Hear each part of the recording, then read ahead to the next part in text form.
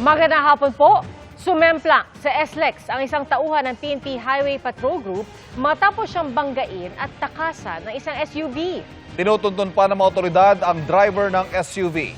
Ang tingin ng LTO, sinadya ang pagbangga. Ang nahulikam na insidente tinutukan ni Jonathan Andal. Sa dashcam video mula sa Highway Patrol Group Region 4A, kitang banayad ang trapiko umaga kahapon sa southbound ng South Luzon Expressway malapit sa MCX exit sa San Pedro, Laguna nang biglang sumalpok ang isang SUV sa pulis ng HPG. Dire-diretso lang ang SUV habang nagpagulong-gulong sa kalsada ang pulis, pati na ang kanyang motorsiklo. Nakatayo rin siya kalaunan pero tila may sugat at nagkapunit ang pantalon. Kinilala ang pulis na si Patrolman Jeric Ayaay.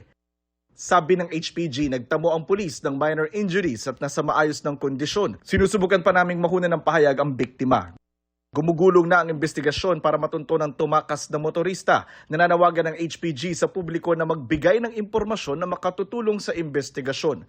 Kinundina naman ng National Police Commission o NAPOLCOM ang insidente. Tingin naman ang hepe ng Land Transportation Office. Sinadya niya, sir, ang bilis ng dating niya, tapos tinamaan niya yung motor. Tapos hindi siya huminto. Alam na niya tinamaan niya. Dapat huminto siya o sumuko siya dun sa tollgate. Anya, dahil malabo ang plaka sa dashcam video, sisilipin nila ang mga CCTV sa SLEX. Oras na matukoy ng LTO ang plaka at may-ari ng sasakyan, ipatatawag nila ito. Ia-alarma ang SUV at posibleng ma-impound. Otomatiko ring suspendido ng 3 buwan ang lisensya ng driver habang may investigasyon. Pero sabi ng hepe ng LTO, dapat tanggalan ng lisensya ang bumangga.